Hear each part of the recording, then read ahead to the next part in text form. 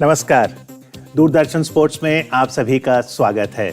Men's hockey की बात करें तो बांग्लादेश की राजधानी ढाका में इन दिनों एशियन चैंपियंस ट्रॉफी 2021 का आयोजन हो रहा है।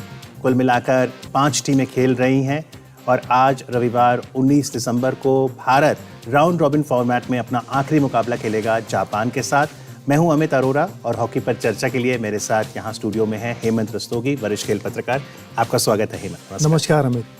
तो भारत ने जिस तरह से अभी तक प्रदर्शन किया है और आज अंतिम लीग मुकाबला, कितनी बड़ी चुनौती मिल सकती है जापान से? देखिए, भारत का प्रदर्शन अभी तक इस टूर्नामेंट में काफ़ी अच्छा रहा है। शुरुआत हमारी हालांकि हल्की रही थी उम्मीदों के मुताबिक। जिस तरीके से हम लोगों ने टोक्यो ओलंपिक में कांस्य पदक जीता है, उसके बाद हमसे उम्मीदें बहुत बढ़ गई हैं और ये ओलंपिक के बाद पहला ही टूर्नामेंट है तो उम्मीदें और भी ज़्यादा मानी जाती हैं। लेकिन शुरुआत हमारी उतनी बेहतर नहीं रही क्योंकि कोरिया के खिलाफ हम 2-2 से ड्रॉ खेल गए, तो वो एक झटका था। लेकिन उसके बाद भारतीय टीम ने अच्छी वापसी की है, बांग्लादेश को 9-0 से हराया, फिर आर्क राइवल पाकिस्तान को भी 3-1 से हराया। अब जहाँ तक आज के मुकाबले की बात है अमित, अच्छा मुकाबला होने की उम्मीद है। अब ये जापान की टीम वो वाली जापान की टीम नहीं है जब हम आज से 20 साल पहले या 15 साल पहले देखा करते थे तो भारत, पाकिस्तान और कोरिया की टीमें जापान को आसानी से हरा दिया करती थी। अब ये जापान की टीम बदल गई है, टोक्यो ओलंपिक में खेल करके आई है, अपने देश में खेल करके आई है और उससे काफ़ी पहले से हॉकी की तैयारियां कर रही है। जी बिल्कुल, आपने जैसा कहा कि टोक्यो ओलंपिक्स का सफल आयोजन जापान में हुआ और जो 12 टीमें खेली थीं उसमें भारत के ही पूल में जापान भी थी। लेकिन टोक्यो ओलंपिक्स में तो भारत ने जापान को 5-3 से हराया था। हाँ, देखिए, जापान को 5-3 से हराया था और आप स्कोर लाइन से ही समझ गए होंगे कि ये टीम हल्की नहीं है बिल्कुल भी। जिस तरीके से आपको याद होगा जब 1986 के एशियाई खेलों में दक्षिण कोरिया का उदय हुआ था हॉकी में, उस वक्त कोई नहीं सोच सकता था कि कोरिया भी हॉकी में गोल्ड जीत सकता है एशियन गेम्स में।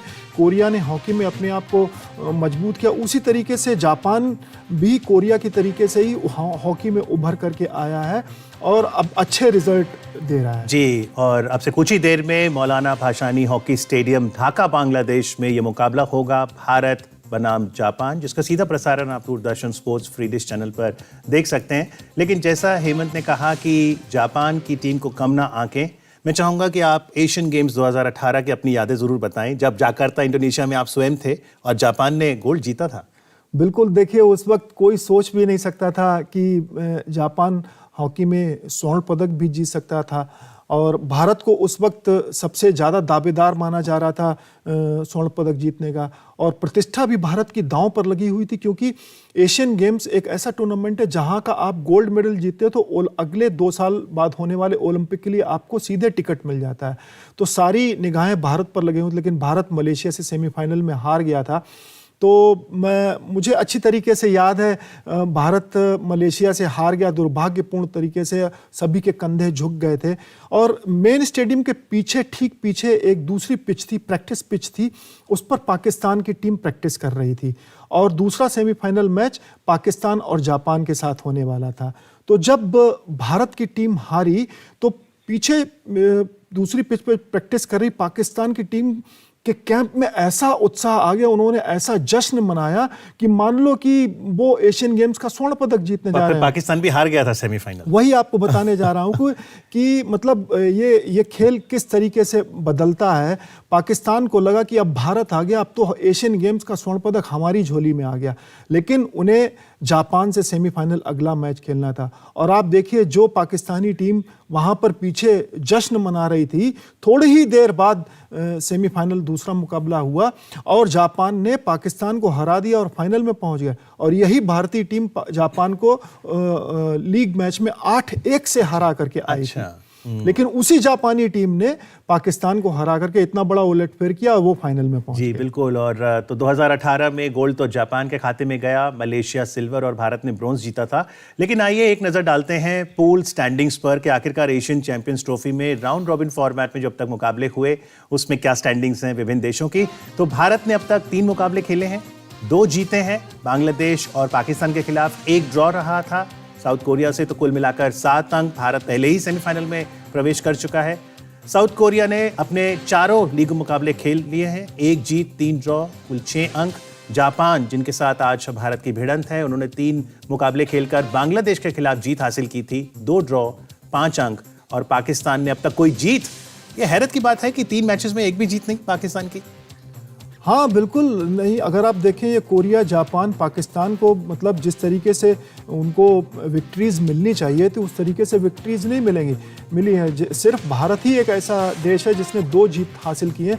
इससे ये साफ पता लगता है कि टीमें इस टूर्नामेंट में भले ही 5 खेल रही हों, लेकिन जो ऊपर की 4 टीमें हैं इनमें आपस में एक कमोबेश एक ही स्तर की हैं। और भारत का थोड़ा सा स्तर जरूर आप कह सकते हैं ऊपर और मनोबल भी ऊपर होगा, लेकिन कोरिया, जापान और पाकिस्तान अभी बिल्कुल खुला हुआ है इनके बीच मुकाबला। सेमीफाइनल की रेस खुली हुई है।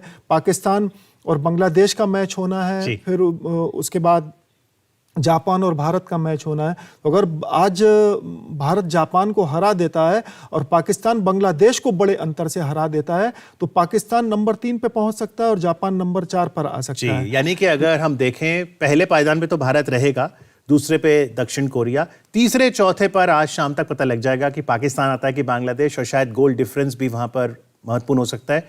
क्योंकि महत्वपूर्ण ये भी है आज के लीग मैचेस के बाद जानना कि पहली टीम भारत चौथी टीम के साथ खेलेगी सेमीफाइनल। बिल्कुल, अगर ऐसा हुआ, अगर मान लीजिए पाकिस्तान बांग्लादेश को अच्छे ढंग से नहीं हरा पाता है, या मान लीजिए जापान ने भारत को बराबरी पर रोक दिया, तो ऐसी स्थिति में जापान तीसरे नंबर पर रह सकता है तो और पाकिस्तान चौथे नंबर पर रह सकता है। तो एक बार फिर भारत और पाकिस्तान का मुकाबला सेमीफाइनल में देखने को मिल सकता है। लेकिन अब तक जो मुकाबले हुए, भारत की ओर से आखिरकार सबसे ज्यादा गोल किसने दागे? तो टॉप गोल स्कोरर्स की अगर बात करें तो उसमें हम सबसे पहले हरमनप्रीत की बात करना चाहेंगे। पेनल्टी कॉर्नर स्पेशलिस्ट हैं और अब तक हरमनप्रीत स्क्रीन पर आपके 4 गोल कर चुके हैं। बिल्कुल, हरमनप्रीत देखिए ये अब दुनिया के सबसे बड़े पेनल्टी कॉर्नर विशेषज्ञों में से माने जाते हैं और इनकी वाकई में जो ड्रैग फ्लिक है उसमें जो तेजी तो है ही है, लेकिन जो आप अगर देखेंगे, बारीकी से देखेंगे तो जो प्लेसमेंट करते हैं बॉल का वो बहुत ही निर्णायक होता है। पाकिस्तान के खिलाफ जिस तरीके से इन्होंने, भारत को 3 पेनल्टी कॉर्नर मिले पाकिस्तान के खिलाफ, 2 हरमनप्रीत ने उसमें लिए गोल और दोनों के दोनों गोल किए। पाकिस्तानी गोलकीपर बहुत अच्छे हैं, मजहर अब्बास, लेकिन अब वो उनकी ड्रैग फ्लिक की तेजी का बिल्कुल भी अनुमान नहीं लगा पाए और दूसरा उसका प्लेसमेंट इतना अच्छा था कि सीधे गोल भेज दिया जा करके। यही इनकी काबिलियत है और यही इनका, मुझे लगता है कि भारत को आज के मुकाबले में ज़्यादा से ज़्यादा पेनल्टी कॉर्नर लेने की कोशिश करनी चाहिए और हरमनप्रीत को मौके देने चाहिए। अगर ऐसा हुआ तो भारत निश्चित रूप से मुकाबला जीत सकता है। जी, और साथ ही साथ दिलप्रीत सिंह की बात भी जरूर करेंगे, क्योंकि बांग्लादेश के खिलाफ जो 9-0 की भारत ने जीत की, उसमें हैट्रिक लगी दिलप्रीत के हॉकी स्टिक से। बिल्कुल, बहुत युवा खिलाड़ी हैं, जूनियर हॉकी टीम के सदस्य रहे हैं और इन्होंने बेहतरीन गोल किया था। टोक्यो ओलंपिक्स में भी इन्होंने बहुत अच्छे कुछ गोल किए थे। तो बांग्लादेश कमोवेश बहुत, मतलब इतनी अच्छी टीम नहीं है, वो गोल अंतर भी बताता है कि भारत ने 9-0 से उसको हराया। हालांकि जापान ने कल 5-0 से जीत हासिल की बांग्लादेश के खिलाफ। तो मुझे लगता है दिलप्रीत ही नहीं, भारतीय आकाशदीप सिंह वापसी कर रहे हैं और वो उन्होंने भी पाकिस्तान के खिलाफ बहुत अच्छा कन्वर्ट किया था, बॉल को प्लेस किया था, क्रॉस था, उसको अच्छा गोल किया था। लेकिन मुझे लगता है कि भारतीय फॉरवर्ड लाइन को ये सेमीफाइनल और फाइनल मुकाबले से पहले आज अपने आप को निखारना होगा और थोड़े से अच्छे, जैसे पाकिस्तान के खिलाफ फर्स्ट हाफ था, अगर आपने देखा होगा तो हालांकि डोमिनेशन भारतीय टीम का रहा, लेकिन जिस तरीके के मूव बनने चाहिए थे फॉरवर्ड लाइन की तरफ से उस तरीके के मूव नहीं दिख रहे थे। तो मुझे लगता है कि जापान टीम मजबूत टीम है, जिस तरीके से कोरिया हॉकी खेलती है उसी तरीके से जापान भी खेलती है और ज़िगफ्राइड एक्मैन जो पाकिस्तान के अभी कोच हैं वो वही जापान की टीम के कोच थे और उनकी भारतीय जड़ें रही हैं। ज़िगफ्राइड एक्मैन की डच हॉकी कोच हैं, लेकिन वही जापान को तैयार करके आए हैं और मुझे लगता है कि बहुत सतर्क होकर के खेलना पड़ेगा भारतीय टीम को जापान के खिलाफ। बिल्कुल, देखना दिलचस्प रहेगा कि क्या आज भारत अग्रेसिव हॉकी खेलेगा जापान के खिलाफ और क्या शुरू से ही स्कोर करेगा। लेकिन आज भले 19 दिसंबर हो, तारीख जो आज भी हॉकी प्रेमियों को बिल्कुल याद है वो है 5 अगस्त, जब टोक्यो ओलंपिक्स में भारत ने ब्रॉन्ज मेडल जीता था। 41 साल के बाद जब ब्रॉन्ज मेडल आ गया, अपेक्षा बढ़ गई, जैसा आपने कहा हेमंत जी। लेकिन जैसे जो हमारे और सीनियर खिलाड़ी थे, रुपिंदर पाल सिंह रिटायरमेंट ले ली, तो अब ट्रैक फ्लिकर में आपने कहा हरमन आ गए। हम देख रहे हैं इस सीरीज में पीआर श्रीजेश नहीं है, युवा गोलकीपर। नई जो साइड है, इसमें यंग प्लेयर्स कौन से हैं जिन्होंने आपको इंप्रेस किया है? देखिए, सुमित का खेल मुझे बहुत अच्छा लगा था। सुमित हालांकि ओलंपिक टीम में भी थे। सुमित वाल्मीकि, सुमित कुमार जो मिडफील्ड में खेलते हैं, वो मुझे बहुत उन्होंने इम्प्रेस किया है। वो पाकिस्तान के खिलाफ उन्होंने बहुत अच्छे कुछ मूव्स को अंजाम दिया, उन्होंने उसमें मूव्स बनाने में भूमिका निभाई है। दिलप्रीत सिंह, उन्होंने बहुत अच्छे तरीके से अपना प्रदर्शन दिखाया है। और देखिए, जब आप ओलंपिक की बात करें तो ओलंपिक की टीम में कई सीनियर्स खिलाड़ी थे। अब अगला ओलंपिक ज़्यादा समय नहीं बचा है, एशियन गेम्स अगले साल हमारे सामने है। वहाँ भी हमको गोल्ड जीतने का दावेदार एक बार फिर माना जा रहा है, हांगझाओ में, जो चाइना में 2022 में होंगे। तो एशियन गेम्स में गोल्ड जीतना हमारे लिए सबसे पहला लक्ष्य है। उसको ध्यान रखते हुए हॉकी इंडिया अभी जो एक सीनियर प्लेयर्स थे, अब वो थोड़ा और उम्र हो जाएगी उनकी, तो भारतीय हॉकी इंडिया नए कुछ खिलाड़ियों को आजमाना चाहती है। यही कारण है कि उसने इस टीम में एशियाई चैंपियंस ट्रॉफी के लिए कुछ नए खिलाड़ी, शिवानंद लाकड़ा हो गए, जैसे गोलकीपर आए हैं सूरज करकेड़ा, और कृष्ण बहादुर पाठक पीआर श्रीजेश की गैर मौजूदगी में। तो मुझे लगता है यही मकसद होगा हॉकी इंडिया का कि एशियन गेम्स से पहले 1-2 खिलाड़ियों को कुछ अंतर्राष्ट्रीय मैचों का, मुकाबलों का अनुभव दिया जाए, जिससे ये खिलाड़ी जो दूसरे वरिष्ठ खिलाड़ी हैं उनके साथ तालमेल बिठा सकें और ग्राहम रीड की जो योजनाएं हैं उसमें खरे उतर सकें। तो मुझे लगता है यही सोच है और ये अच्छी सोच है। ये कोई टूर्नामेंट उस लिहाज से, वैसे क्योंकि पाकिस्तान खेल रहा है तो इस वजह से बड़ा हो जाता है टूर्नामेंट, क्योंकि भारत और पाकिस्तान के बीच जो भी मैचेस होते हैं उससे थोड़ी सी अपेक्षाएं बढ़ जाती हैं। लेकिन मुझे लगता है कि ये टूर्नामेंट हॉकी इंडिया के लिहाज से या भविष्य की योजनाओं के लिहाज से उतना महत्वपूर्ण नहीं है जितना कि एशियन गेम्स या कॉमनवेल्थ गेम्स। उस लेकिन भारत को अपनी एक टीम एस्टेब्लिश करनी है। जैसा आपने कहा कि युवा खिलाड़ियों के लिए एक महत्वपूर्ण प्लेटफॉर्म है, क्योंकि एशियन गेम्स अगले साल ही हैं चाइना के हुआंगझाओ में। ग्राहम रीड का आपने नाम लिया, और ग्राहम रीड ही कोच थे उस ब्रॉन्ज मेडल विनिंग टीम के। तो जो उनकी कंटिन्यूटी है और उनके सानिध्य में युवा प्लेयर्स, ये उनका अनुभव मिलेगा? बिल्कुल मिलेगा। देखिए, अभी तक आपने भारतीय कोचेस का इतिहास देखा होगा कि अगर ओलंपिक में या किसी बड़े टूर्नामेंट में अच्छा प्रदर्शन नहीं हो पाता था, वो तो हमारा इतिहास ही रहा है। लगातार 2000 के बाद से हम उतना अच्छा प्रदर्शन नहीं कर पाए हैं। यहीं टोक्यो ओलंपिक में ही हमको इतने 41 साल बाद मेडल मिला है। तो कोचेस की, जो फॉरेन कोचेस की छुट्टी हो जाती थी, वो टिक नहीं पाते थे। लेकिन ये ग्राहम रीड एक ऐसे कोच हैं जो लंबे समय बाद इनको एक्सटेंशन मिला है, कायम रखा गया। अच्छा है गेम के लिए, अच्छी बात है। देखिए, फुटबॉल और हॉकी ऐसे खेल हैं, टीम गेम है, और कोच की योजना बहुत ही महत्वपूर्ण होती है। और कोच जो योजनाएं बनाता है उसको खिलाड़ी फील्ड पर इम्प्लीमेंट करते हैं। और कोच के साथ साथ कप्तान मनप्रीत सिंह के बारे जरूर बताएं, जिस तरह से उनके नेतृत्व में ब्रॉन्ज मेडल जीता, उन्हें खेल रत्न पुरस्कार से भी सम्मानित किया गया। मनप्रीत सिंह की लीडरशिप कैसे देखते हैं आप? देखिए, मनप्रीत सिंह बहुत मतलब उन्होंने एक, जिस तरीके से आप देखेंगे कि वो 2012 के लंदन ओलंपिक की टीम में भी थे, जहां भारत 12 टीमों में 12वें स्थान पर रहा था और काफ़ी आलोचनाएं झेलनी पड़ी थी। अब उनको काफ़ी अनुभव हो गया है। अब देखिए, सरदार सिंह जब से गए हैं, सरदार सिंह को बहुत बढ़िया स्कीमर माना जाता था। वो हमलों की योजना रखते थे। और लेकिन सरदार सिंह का जब ढलान था, जैसे Asian games, Jakarta Asian games हुआ था, वहाँ पर सरदार सिंह उतना अच्छा प्रदर्शन नहीं कर पाए थे। वहीं पर ही बातें उठने लग गई थी कि नहीं, अब सरदार सिंह की जगह मनप्रीत सिंह को लेनी पड़ेगी। और वो एशियन गेम्स खत्म होते वैसे ही हुआ और मनप्रीत सिंह को वो दी गई, मनप्रीत सिंह को कप्तान बनाया गया। और सबसे बड़ी बात यह है कि मनप्रीत सिंह ने सरदार की उस कमी को खलने नहीं दिया।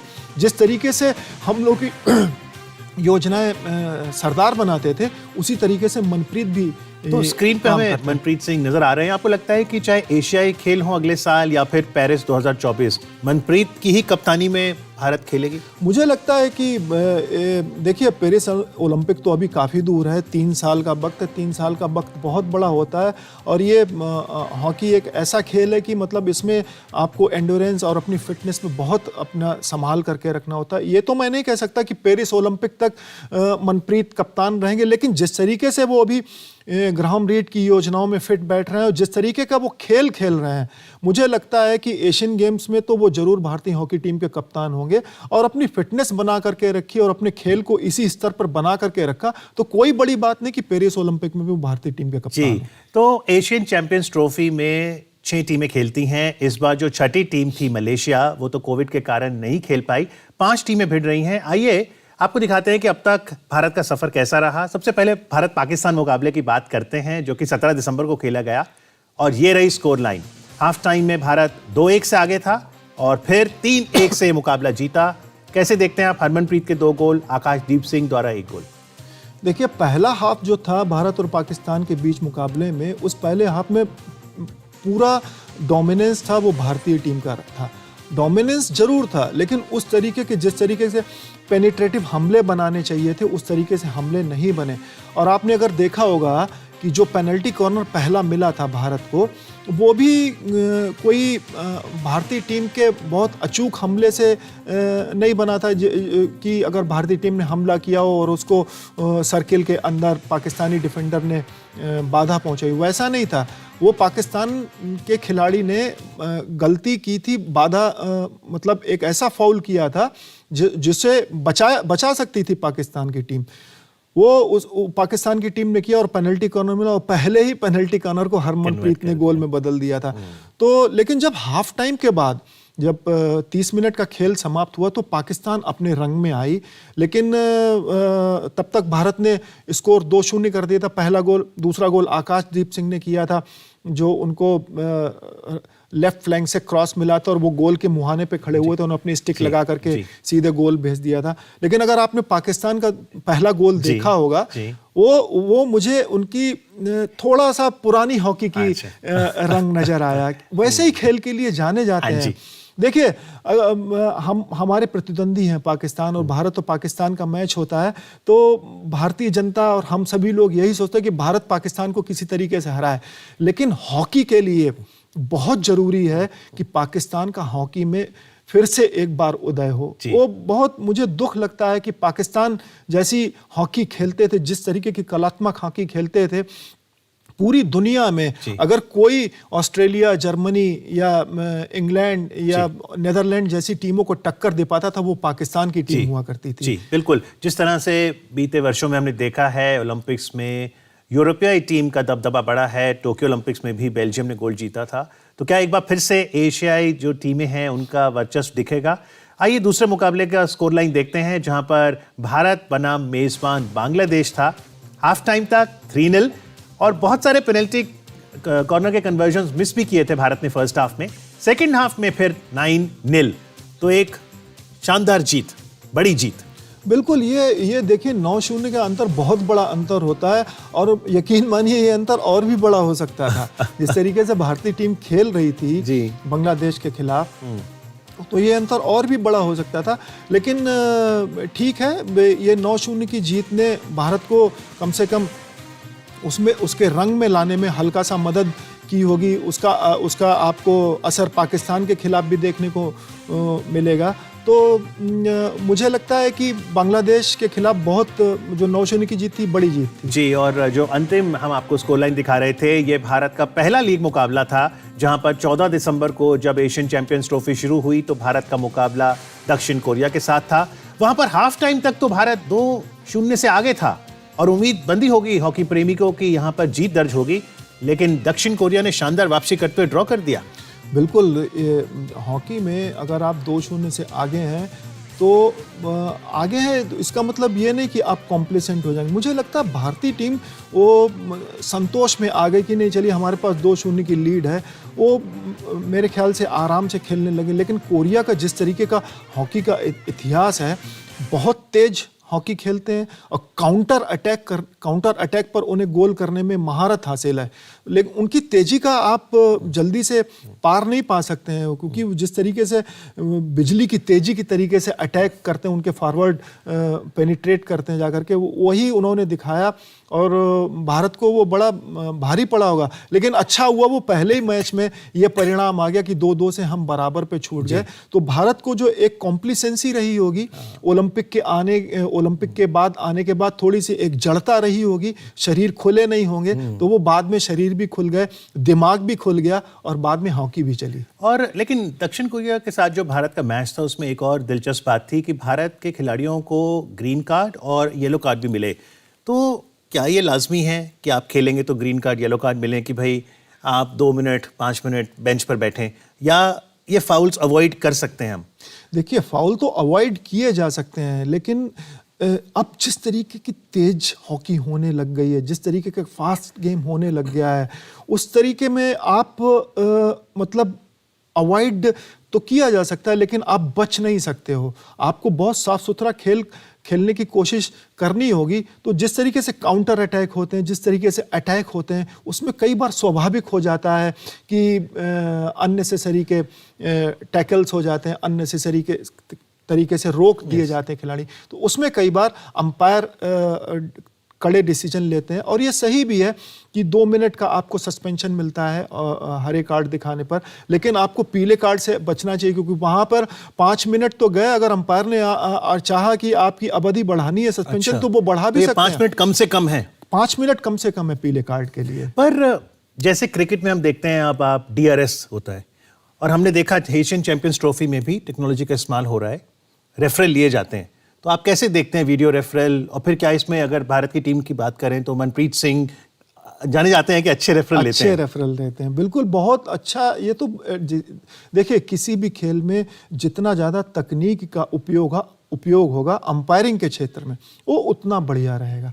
मेरे ख्याल से ये बहुत अच्छा कदम है, और इसको अलग स्तर पर लेकर के गए हैं रेफरल सिस्टम को हॉकी में, और मुझे लगता है कि काफ़ी बेहतर है, क्योंकि कई महत्वपूर्ण निर्णायक मौक़ों पर वो रेफरल बहुत काम आता है। आपने देखा होगा ओलंपिक का फाइनल और बेल्जियम और ऑस्ट्रेलिया के बीच में किस तरीके से वो एक रेफरल ऑस्ट्रेलिया के लिए वरदान बन गया था, बिल्कुल एकदम, वरना तो बेल्जियम के झोली में जा सकता था स्वर्ण पदक।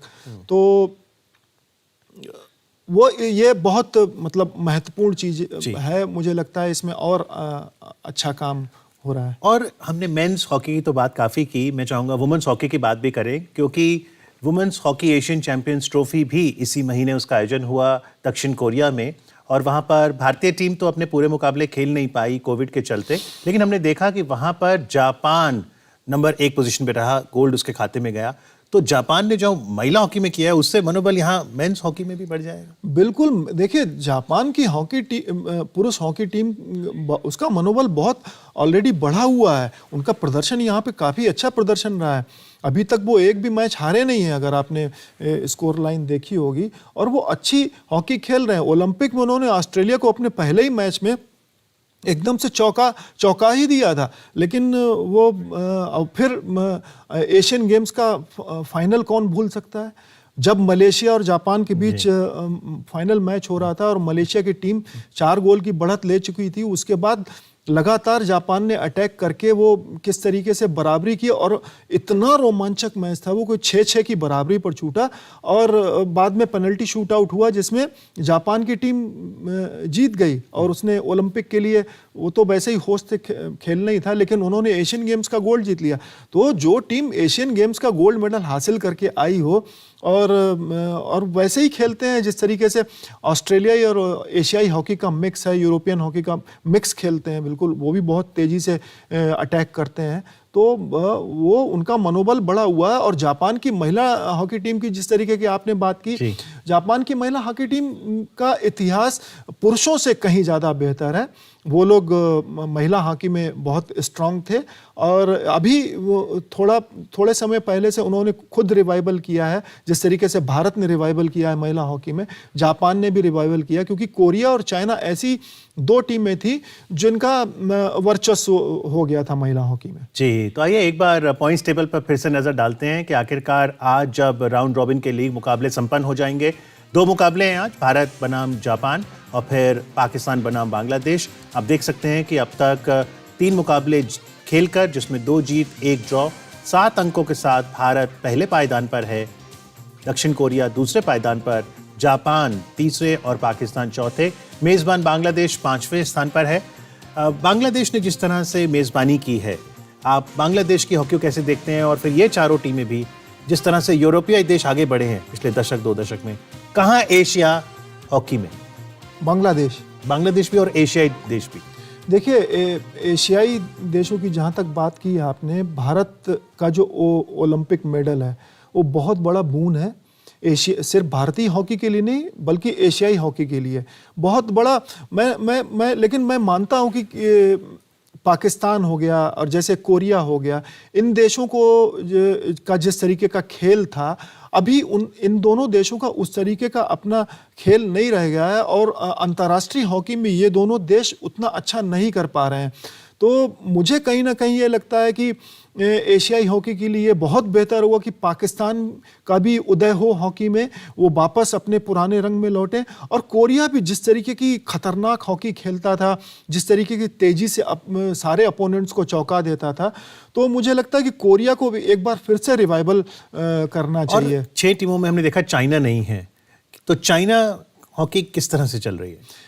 देखिए, जैसे कोरिया हो गया, जापान हो गया, चाइना हो गया, इन सब देशों का हॉकी में उदय तब हुआ जब इनके यहाँ किसी बड़े खेल का आयोजन होने जा रहा था। जैसे कोरियाई हॉकी का उदय हुआ 1986 में सियोल में एशियन गेम्स होने जा रहे थे, 1988 में वहाँ पे सियोल ओलंपिक्स एकदम से अचानक से किम जेंग र्यूल NIS पटियाला से ही डिप्लोमा करके गए थे, उन्होंने ही कोरियाई हॉकी टीम को तैयार किया। तो वो खेले भी थे कोरिया के लिए। तो वो उस वक्त की बात है। उसके बाद बीजिंग एशियन गेम्स हुए चाइना में, तो वहाँ पर क्या नाम चाइना की हॉकी टीम वो थोड़ा सा तैयार हो गई, हालांकि वो फिर बीच में गायब हो गए थे, बीच में उन्होंने फिर रिवाइवल किया। ऐसे ही जापान अभी ओलंपिक होने वाले थे तो उन्होंने अपनी हॉकी टीम को रिवाइव किया। तो मेरा ये कहने का मतलब है कि आपके यहाँ बड़े आयोजन होते हैं तो आप अपने आप को सारी ताकत झोंक देते हो, लेकिन उसके बाद भी आपको उसी तन्मयता के साथ लगे रहना चाहिए, उससे एक खेल के लिए बहुत बढ़िया रहता है। जी, ये हेमंत ने बहुत महत्वपूर्ण बात कही है कि 41 साल बाद जब भारत ने ओलंपिक्स में पदक जीता, ब्रॉन्ज मेडल टोक्यो ओलंपिक्स में, उससे सिर्फ भारतीय हॉकी को फायदा नहीं पहुंचा बल्कि पूरे एशिया कॉन्टिनेंट को एक बढ़ावा मिला होगा। और क्योंकि अब से कुछ ही पलों में मुकाबला शुरू होने वाला है, मैं आपसे चलते चलते पूछूंगा, हमने देखा था इंडिया बांग्लादेश में जब पेनल्टी कॉर्नर कन्वर्जन करना था तो हरमनप्रीत और जर्मनप्रीत की जोड़ी बड़ी काम आई, बैकडोर एक उन्होंने किया वेरिएशन। तो आज जो मुकाबला है उसमें किस तरह की वेरिएशंस हमें दिख सकती हैं? क्या फील्ड गोल दिखेंगे या ज्यादातर penalty corner conversion he?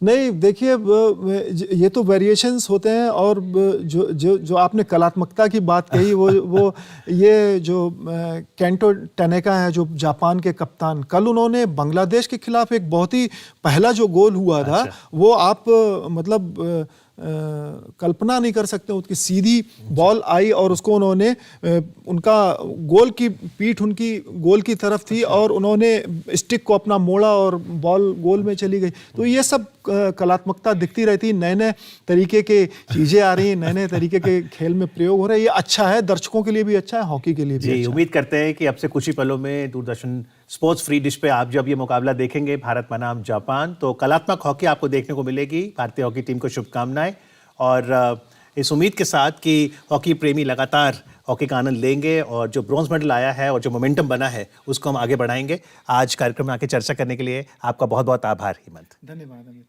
Thank you. And hockey team as they take on Japan in the Asian Champions Trophy 2021. Thanks for watching.